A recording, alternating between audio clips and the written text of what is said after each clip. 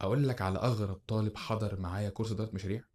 امم راجل سعودي، عنده حاجه و60 سنه، فاهم يعني؟ مش فاكر كام، تقريبا مش عارف 63 65 سنه. انت مستوعب الرقم؟ فانا دايما في اول يوم طبعا، يعني دايما كل كورس اول يوم بسالهم انتوا بتعملوا ايه، منين، اعماركم كام، عشان يعني اشوف الديموجرافيكس بتاعت الناس اللي حاضره معايا. تخيل الراجل بتاعي شغال ايه؟ سي او، يا وزير، ريت، يا ريت، رئيس وزراء. يا ريت. كل ده هتعرف تمنطقه. امال. قال لي والله انا عندي منجم ذهب وعايز اديره بفكر اداره المشاريع الجديد.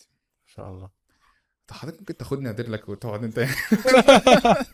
انا موجود، تعب نفسك ليه يعني؟ شباب وموجود، وعلى فكره معايا مدير المشاريع في الكورس، يعني انت احنا كان ممكن نلغي الكورس في ساعتها وناخد طيارات ونروح للراجل نقابله هناك، ويا فندم بتاع نفسك ليه اصلا؟ فده طالب علم ماشي على فكره، يعني الراجل كان متعب في شغله اصلا، يعني الراجل كان ممكن يطلب مني حاجات صعبه جدا، بس انا كنت بحبه بشكل لا تتخيله. يعني ده اصعب يعني ده طالب تعبني معاه، محترمه جدا وشايله على راسي. انت يعني انك تبقى في السن ده، يعني انا مش عارف وانا عندي 65 سنه هبقى عامل ازاي. امم ايه الكورس اللي ممكن اخده وانا عندي 65 سنه؟ فالراجل ده غير المايند سيت بتاعتي، فاهم يعني، بشكل كبير. وكذا واحد شبهه، واحد تاني لواء طلع على المعاش مسك مستشفى. انا عايز اتعلم فكره اداره المشاريع لان انا دلوقتي بدير مستشفى، وشايف الناس كلها بتتكلم بلغه جديده، وهو يعني راجل خدم في الداخليه، قعد سنين، طلع لواء وبعدين طلع معاش مسك مستشفى، فقال لك لا اتعلم. واحد تالت كان زميلنا بيقول لي انا عندي 35 فرع للمطعم بتاعي، وبشوف يعني الراجل ده هو صاحب سلسله المطاعم، بيقول لي انا بشوف عندي المهندسين والناس بتتكلم بفكر اداره المشاريع، حاسس ان هي حاجه حلوه، بس مش حاسس ان انا فاهمهم.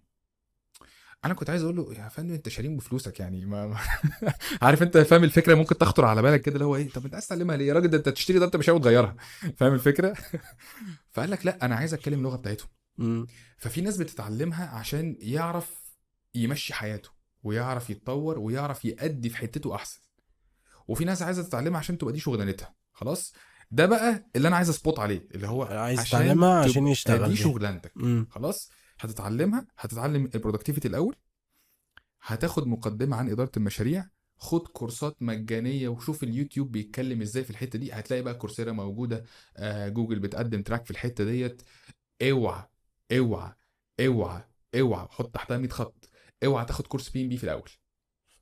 الكورس بي ام بي اللي هو هيأهلك اوعى، للشهاده.